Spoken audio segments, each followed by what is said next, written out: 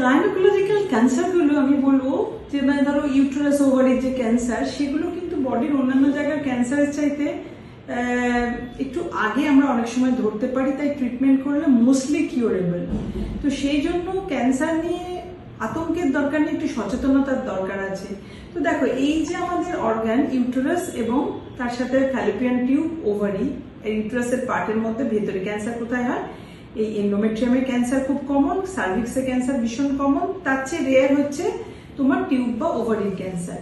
এই ক্যান্সারগুলো ধরা মুশকিল আছে, কিন্তু এই ক্যান্সারগুলো ইউটেরাসের ক্যান্সার কিন্তু ইজিলি ধরা যায়। ইউজুয়ালি যদি ধরো তোমার মাসিক বন্ধ হয়ে যাওয়ার পর কারোর কোনো কারণে ব্লিডিং হয়, তাহলে আমরা সবসময় বলি দিট ইজ ভেরি ওমিনাস, সবসময় দেখানো উচিত, ক্যান্সারের রিস্ক আছে। তার মানে যে ক্যান্সার আছে তা না, অনেক সময় সামান্য পলিপ থেকেও হতে পারে, কিন্তু রিস্ক আছে।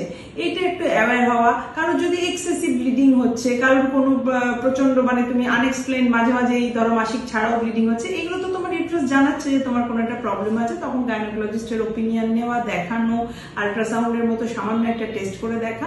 এটা করলে কিন্তু ইউটেরাসের ক্যান্সারের আগেই ধরা যায় এবং সেটার ট্রিটেবল, তখন হ্যাঁ অপারেশন করো বা অন্য কিছু ট্রিটমেন্ট দিয়ে ট্রিটেবল। আর হচ্ছে জরায়ু মুখে সার্ভিক্সের ক্যান্সার, সেটা যদি আমাদের এখন যেমন একটা ভ্যাকসিন অ্যাভেলেবেল আছে, সেই এইচপিভি ভ্যাকসিন নিলে প্রিভেনশনের অনেকটাই তুমি এগিয়ে রইলে সেটা। আরেকটা হচ্ছে যে যদি যারা ধরো আগে আরো বয়স হয়ে গেছে, যখন ভ্যাকসিনের এজটা পেরিয়ে যাচ্ছে, ইউজুয়ালি 40 পরে কাউকে ভ্যাকসিন অতটা দেওয়া হয় না, তো প্যাপসমিয়ারটা যদি কেউ রেগুলার করাও, যেটা আমরা গাইনোকোলজিস্টরা সবসময় বলি একটু সার্ভিক্সটা চেক করা, প্যাপসমিয়ার করা, তাহলে কিন্তু এটা আগেই ধরা যায় যে কারো সার্ভিক্সে ক্যান্সারের মতো কোনো চেঞ্জ আসছে কিনা, এবং যদি আসে তার ট্রিটমেন্ট অলওয়েজ অ্যাভেলেবল এবং প্রগনোসিস ইজ ভেরি গুড। মুশকিল হয় শুধুমাত্র এই ওভারির ক্যান্সার, অনেক সময় অ্যাসিম্পটোমেটিক হতে পারে, সেই ক্ষেত্রে আল্ট্রাসাউন্ড এবং কিছু মার্কার, ব্লাডের মার্কার দেখে বোঝা যায়। কারো যদি বড় সিস্ট বা কিছু থাকে ন্যাচারালি সেটাতে রিস্ক বাড়ায়, কিন্তু ছোট ওভারি কোনো সিস্ট নেই, আনলাইকলি সে ওটা হওয়ার কারো ফ্যামিলি হিস্ট্রি থাকে, তাদের সচেতন হওয়া উচিত। আদারওয়াইজ ওভারি ক্যান্সার ধরা খুব মুশকিল, আর এত ডিপ অর্গান পেটের মধ্যে থাকে, সিমটম অনেক সময় কিছুই দেয় না। সেই জন্য অ্যাটলিস্ট বছরে একবার যদি কেউ অ্যাবডোমিনাল আল্ট্রাসাউন্ড একটা করায়, অ্যাটলিস্ট কিছুটা হলেও একটা আন্দাজ পেতে পারো। বাকি রইল হচ্ছে তোমার আরেকটা কমন ফিমেল ক্যান্সার হচ্ছে ব্রেস্ট ক্যান্সার। যাদেরই ধরো আমাদের ফিমেল, মেলেরও ব্রেস্ট ক্যান্সার হয়, rare, female breast cancer is common. এবং এখন দেখা যাচ্ছে অদ্ভুত একটা ট্রেন্ড, যেখানে অল্প বয়সী মহিলারা ব্রেস্ট ক্যান্সার নিয়ে আসছে। ব্রেস্ট ক্যান্সার ইউজুয়ালি টিপিক্যালি যারা ফ্যামিলিয়াল তারা জানে, তারা সচেতন এই ব্যাপারে, তাদের জেনেটিক টেস্টিং লাগে, এবার কারো কারো ব্রেস্ট আগে কেটে বাদ দিতে হয়, এরকমও হয়, হ্যাঁ, সেগুলোকে আমরা প্রোফাইল্যাক্টিক ম্যাস্টেক্টমি বলি। কিন্তু যাদের ধরো কোনো ফ্যামিলি রিস্ক ফ্যাক্টর নেই, ইউজুয়ালি এই গ্রুপটা 50-60 এই এজ গ্রুপের মধ্যে ক্যান্সারের রিস্কটা বাড়ে।